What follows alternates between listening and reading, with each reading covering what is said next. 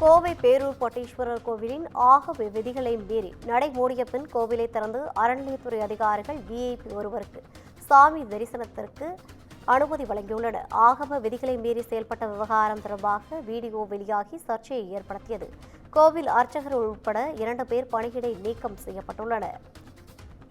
தற்போது கிடைத்துள்ள முக்கிய செய்தியாக பார்த்துக் கொண்டிருக்கிறோம். கோவை பேரூர் பட்டீஸ்வரர் கோவிலில் ஆகம விதிகளை மீறி விஐபி சாமி தரிசனம் செய்த விவகாரத்தில் நடை மூடியபின் கோவிலை திறந்து அறநிலையத்துறை அதிகாரிகள் விஐபி ஒருவருக்கு சாமி தரிசனத்திற்கு அனுமதி வழங்கியதாக அது தொடர்பான வீடியோ வெளியாகி சர்ச்சையை ஏற்படுத்தியது.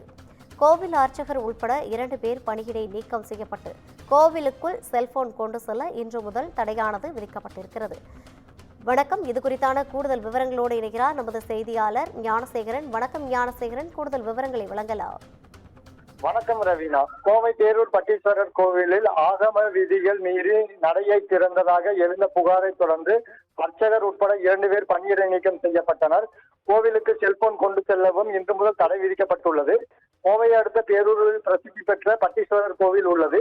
இந்த கோவிலுக்கு வெளி மாவட்டங்கள் மற்றும் அண்டைய மாநிலங்களிலிருந்து ஏராளமான பக்தர்கள் வந்து செல்வார்கள். இந்நிலையில் பேரூர் பட்டீஸ்வரர் கோவிலில் பிரமுகர் ஒருவர் ஆகம விதிகளை மீறியதாக சர்ச்சை எழுந்துள்ளது.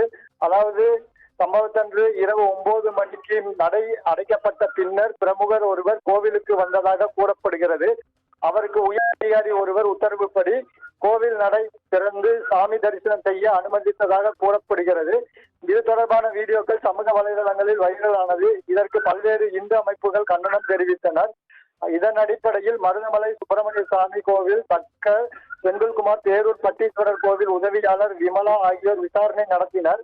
இதையடுத்து முதல் கட்டமாக பேரூர் கோவிலில் எலக்ட்ரீஷியன் வேல்முருகன், கோவில் அர்ச்சகர் சாமிநாதன் ஆகிய 2 பேரை பணியிடை நீக்கம் செய்து மருதமலை சுப்பிரமணிய சுவாமி கோவில் தக்கர் செந்தில்குமார் உத்தரவிட்டுள்ளார். இந்த நிகழ்வை பக்தர்கள் செல்போனில் பதிவு செய்து இணையதளத்தில் பகிர்ந்ததுதான் விவகாரத்திற்கு தீப்பற்றி வைத்ததாக வீடியோ வைரலானதை தொடர்ந்து கோவில் நிர்வாகத்தினர் தற்போது கோவிலுக்குள் செல்போன் கொண்டு செல்ல தடை விதித்துள்ளனர். இதுபோன்று கோவிலுக்குள் நடைபெறும் விதிமுறை மீறல்கள் வெளியே தெரியாமல் இருந்து வந்தது. இந்த வகையில் அகம விதி மீறல்கள் தற்பொழுது சூழ்நிலையில் பக்தர்கள் செல்போன் வீடியோக்களால் மக்கள் கவனத்திற்கு தொடங்கியுள்ளனர். இதனால் கோவில் நிர்வாகத்தினர் தற்பொழுது தடை நடவடிக்கை ஒரு புதிய விவாதத்தை கிளப்பி உள்ளது. மேலும் உள்ளே கடந்த சில ஆண்டுகளுக்கு முன்பு தேரில் இருந்த பழமை வாய்ந்த பொருட்கள் காணாமல் போனது. இதே போன்று நடந்தால் மேலும் அங்குள்ள சிலையும் காணாமல் போய்விடும் என பக்தர்கள் வேதனை தெரிவிக்கின்றனர். மேலும் கருவறையில் செல்போன் எடுப்பதற்கு தடை விதிக்கலாம்.